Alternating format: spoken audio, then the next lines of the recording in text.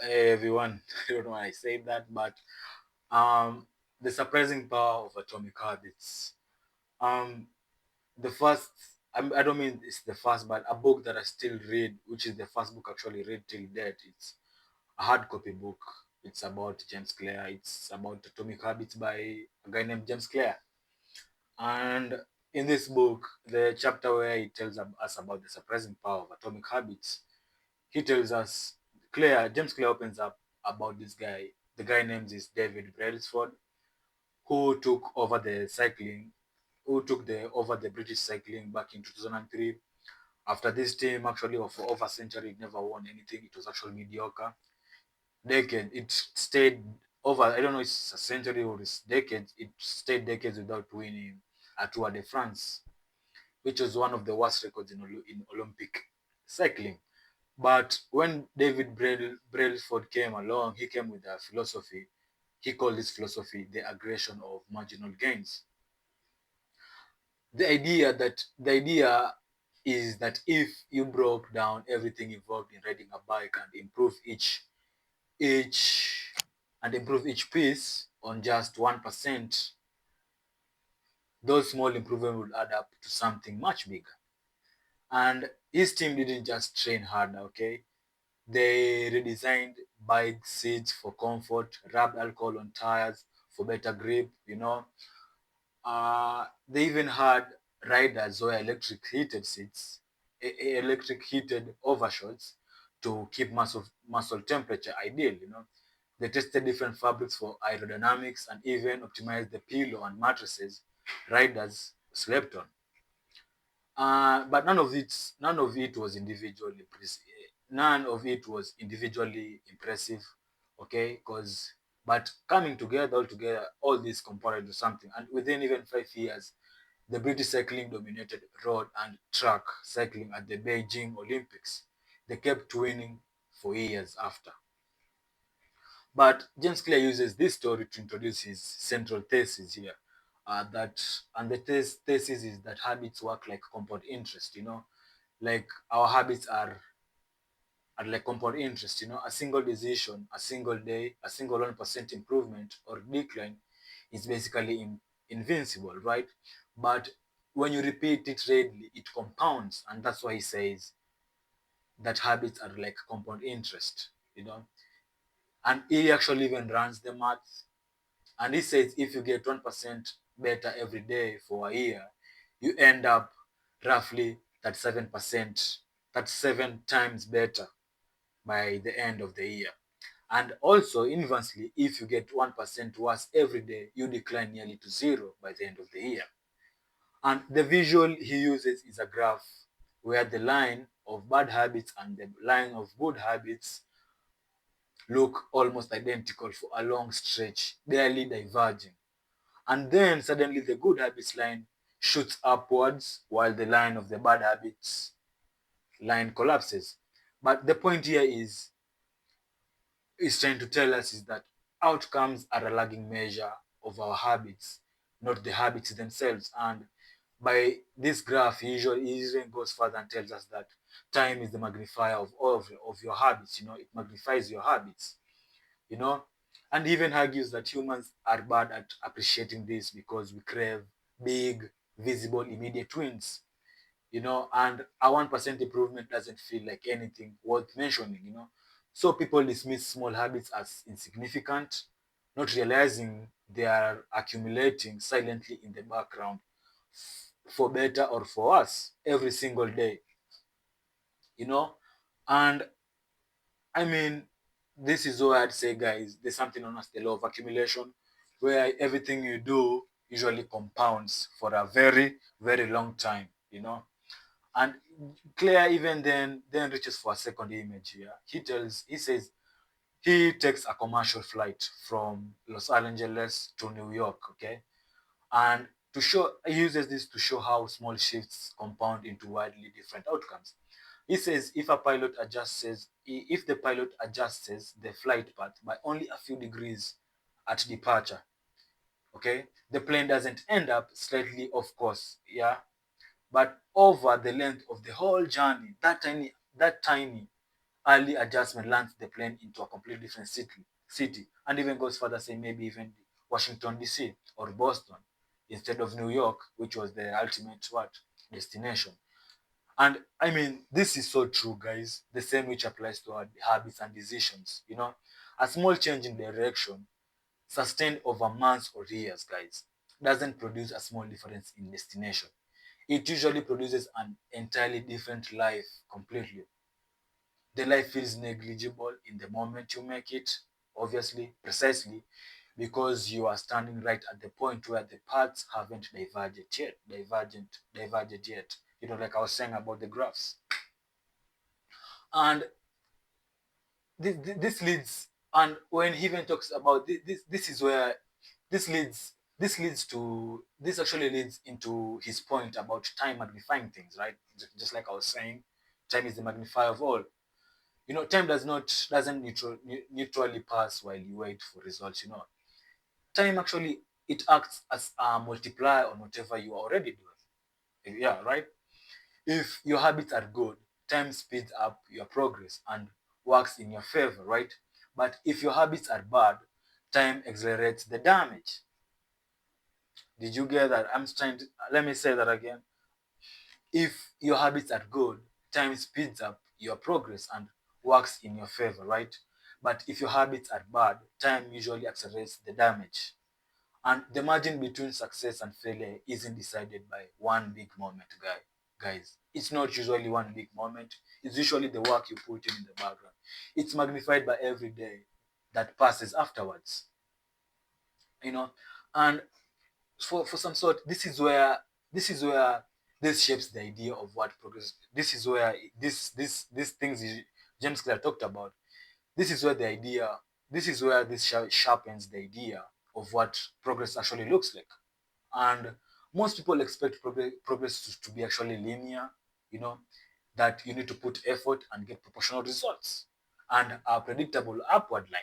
But real progress, especially with habits, tends to be flat and unrewarding for a long stretch before it suddenly compounds. And this is so true with me, myself. I've tried with this. I mean, that's not, I usually thought that I needed to do something to get the outcome, but I didn't know that I needed to do it over and over again. And James Clear, he compares habit building to an ice cube, and even before I talk about what he was trying to say, I'd say one habit I've been trying to stick with is trying to get my body back to fit, like getting biceps, a good body, like abs and all. And every time when I do push-ups and I do sit-ups, I go to the mirror and I look to the mirror, guys. I look and I start telling myself, damn, and I make my stomach hard enough, harden my stomach to see my abs. But I see that when I loosen the stomach, it becomes big, and I say, damn, why am I not having the abs that I want?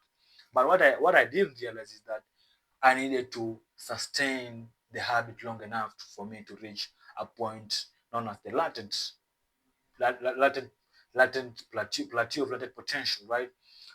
Like this is the part where you reach the threshold where you actually push over and you get the results that you look for.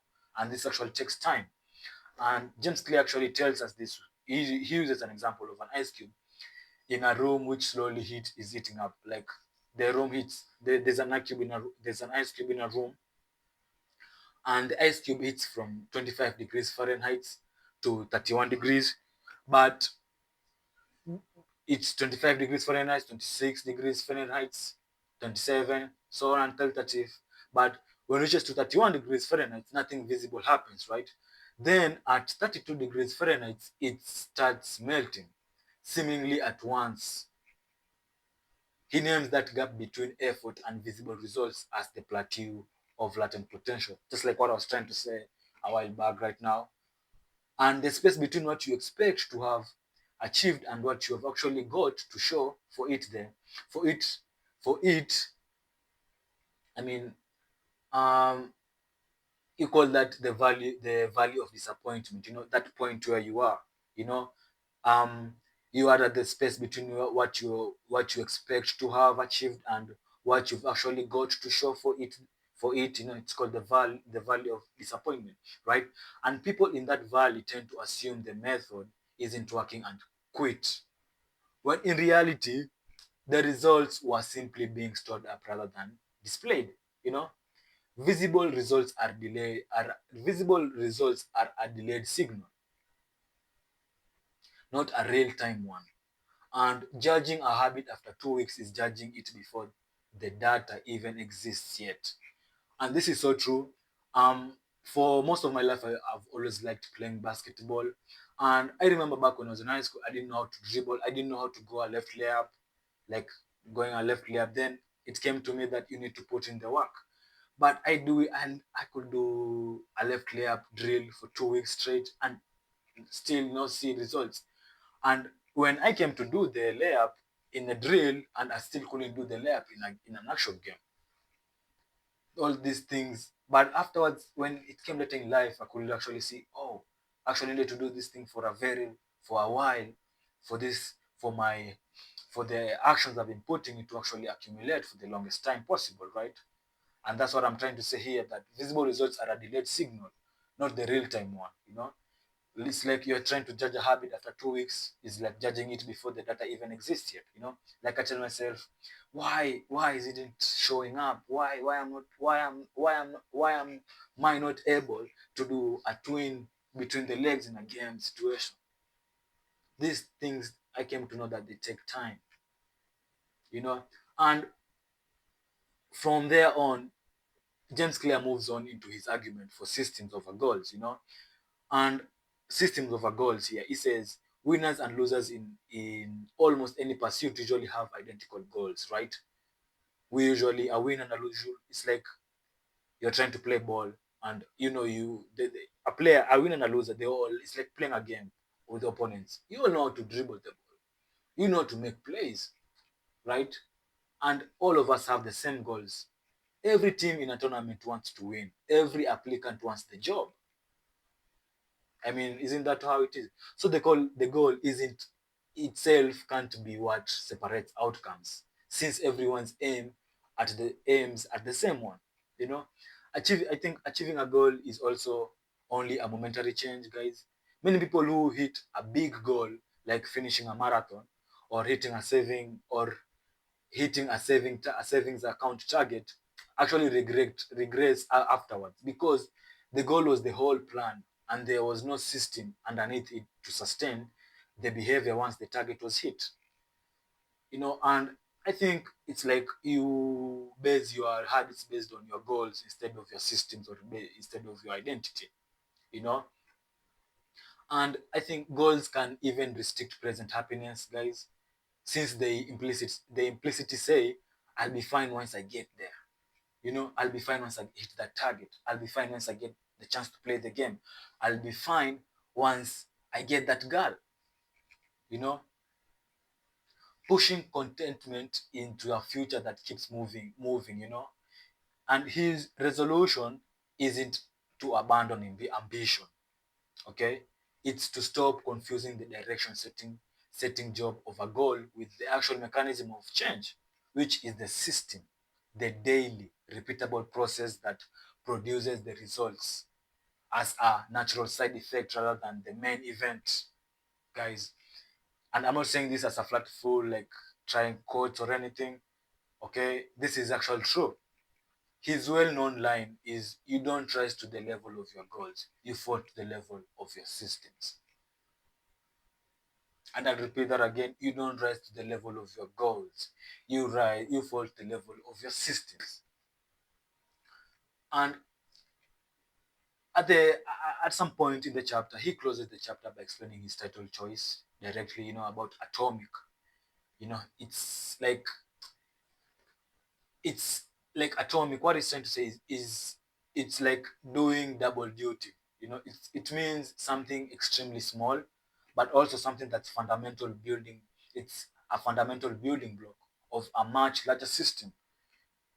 This the way atoms combine into it's like the way atoms combine into everything physical around us. Habits work the same way actually, and I believe this. And individually they're tiny, right? Almost unnoticeable. but they are the base unit that everything else, like identity, results, a whole trajectory, gets built out of. It's the tiny things. The rest of the and I think when you read the rest of the book, it's the frame of the rest of the book around is exactly that. That's what that's the exact thing. It's around that. It's not chasing the single. It's not like it's telling us that you don't need to chase the single big transformations, but you need to assemble a system out of small atomic habits that compound. The same way the marginal 1% gain did for the cycling team at at the very start of the chapter. Well, that's what he's saying. It's a deliberate callback.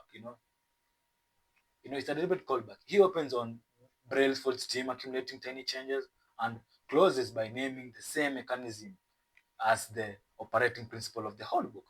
And if I say there's a point also in the book, he says there's this team in NBA. It's known as the San Antonio Spurs.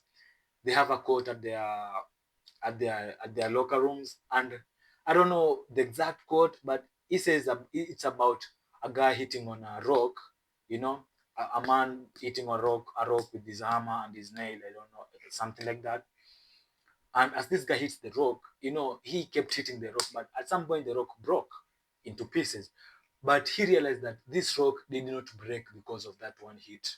It broke because of the countless hits, the countless hits you gave the rock to. That's what he's trying to say. It's the amount of work you put, the law. And I think, in a way, I think he should have mentioned the law of accumulation here. Everything regresses to the mean, and the mean is your identity. And I'd say also for myself, I'm the proof of this because I've always wanted to be able to type on a keyboard, and I've struggled with it till I came up on this app. The name of the app is it's known as Ed Club. I made this app and I created a system that every day, 20 minutes every day, I type. And bro, literally, I'm 60% better than actually how I was at the beginning, which it was like 4 months back. You know. So anyway, guys, I don't know what that gets you at, but thanks for watching.